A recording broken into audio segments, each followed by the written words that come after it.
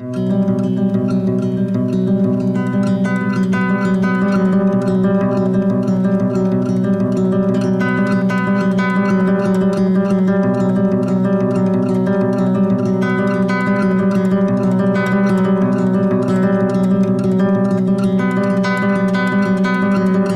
é que seria a escola dos sonhos? O que a gente ia querer na escola?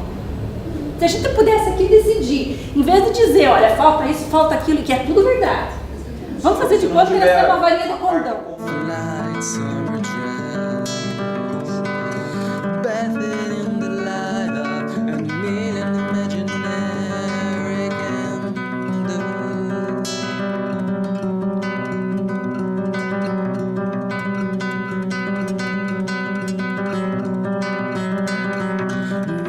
Também a questão do professor. Mas a questão do professor, por exemplo, se ele faz uma coisa diferente nas aulas, não que seja assim totalmente igual, que nem todos os professores têm parâmetro e faz tudo igual. Se ele faz alguma coisa diferente. Alguma coisa diferente. Aí fica difícil. Porque assim, o amor do aluno pela escola tá na forma que a escola é passada para ele, né? Então, se você faz o que o aluno gosta, o aluno vai para aula e o aluno ama aquilo. Deixa eu dar uma experiência. Eu quero contar uma experiência de uma situação diferente que me fez me apaixonar por poesia no segundo ano. E aí eu não imaginava o que era poesia, porque não era prática na minha casa. Meu pai e minha mãe não tinham essa prática.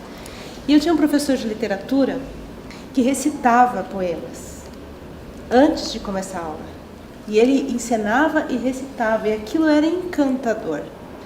E a partir dali eu comecei a amar poesia e literatura, principalmente literatura brasileira, porque ele contava com uma paixão todas as histórias, como é que ela, Vidas Secas, nossa, ele contava Vidas Secas como se aquela história criasse vida, a gente via o filme. Então você tinha vontade, corria todo mundo, e olha, era uma turma grande, para a biblioteca, e a gente virava ratinho de biblioteca. Era um professor que... E veja, poesia não é algo que a gente possa dizer que usa, né? E é maravilhoso.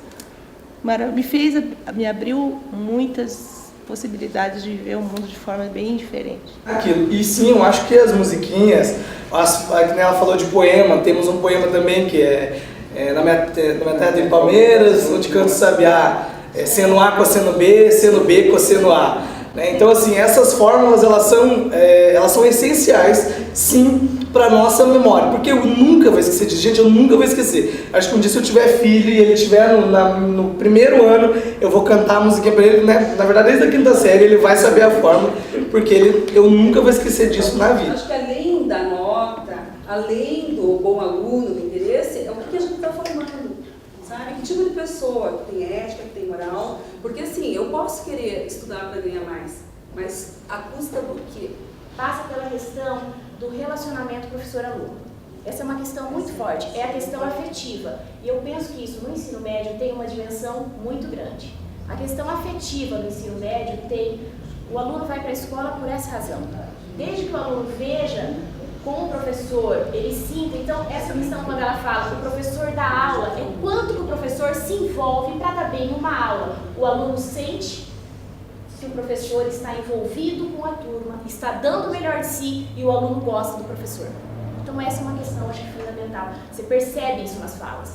Você gosta dos professores que se envolveram, deram o melhor de si. Então você percebe isso. Então é questão, isso nós estamos falando de relação professor-aluno. Relação professor-aluno e conhecimento. Exato. E nós ouvimos os relatos aqui que quando os alunos aprendem, eles ficam satisfeitos, eles ficam felizes com a escola. Porque eles têm a experiência do conhecimento, de conhecer, de aprender, que é o que muitas vezes não acontece na memorização.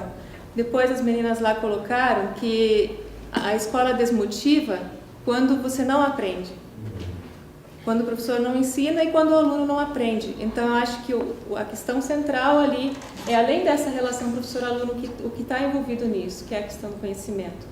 E até eu gostaria de destacar que em várias escolas que nós fomos, nas rodas de diálogo, nós percebemos experiências em que o conhecimento é construído numa relação conjunta entre professor e aluno. O professor como mediador e o aluno como protagonista desse processo. Um projeto coletivo da escola faz toda a diferença. Sim. Né? Então, ao mesmo tempo que o professor entra na sala e tem um projeto para fazer com que aquele aluno tenha o sentimento de pertencimento nessa relação, eu faço parte disso aqui, né?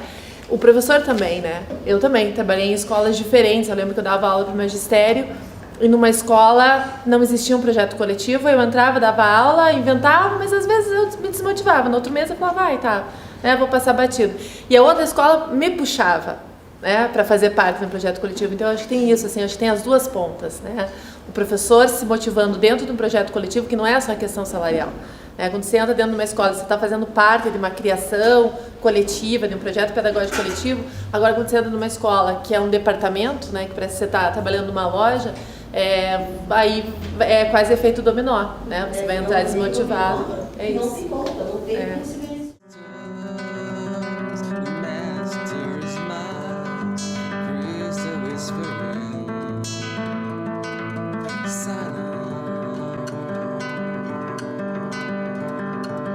Sharing the love of their eternal